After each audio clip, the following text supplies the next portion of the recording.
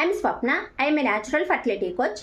అసలు ప్రెగ్నెన్సీ రాకపోవడం కంటే అతిపెద్ద కష్టం ఏంటో తెలుసా? ఆ బాధను ఎవరితో షేర్ చేసుకోలేకపోవడం. సో చాలామంది మహిళలు రాత్రులు పడుకుంటారు కానీ నిద్ర పట్టదు, నిద్ర వచ్చినట్లు యాక్ట్ చేస్తుంటారు.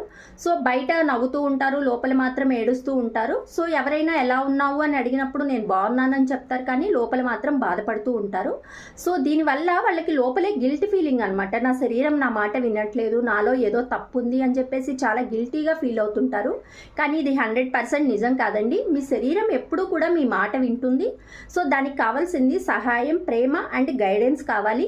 సో మీ హార్మోన్స్, మీ గర్భాశయం, మీ ఆలోచనలు ఎప్పుడు మీరు నిశ్శబ్దంగా బాధపడడం మానేసి మీ శరీరానికి సహాయం చేయడం స్టార్ట్ చేస్తారో అప్పుడే అవి స్పందించడం స్టార్ట్ అవుతుంది. సో మీలో ఎవరైనా కూడా ఇలాంటి బాధను ఒంటరిగా మోయడం కష్టం అనిపించినా, మీ శరీరాన్ని న్యాచురల్గా హీల్ చేసుకోవాలన్నా కింద కామెంట్ సెక్షన్లో కామెంట్ చేయండి. నా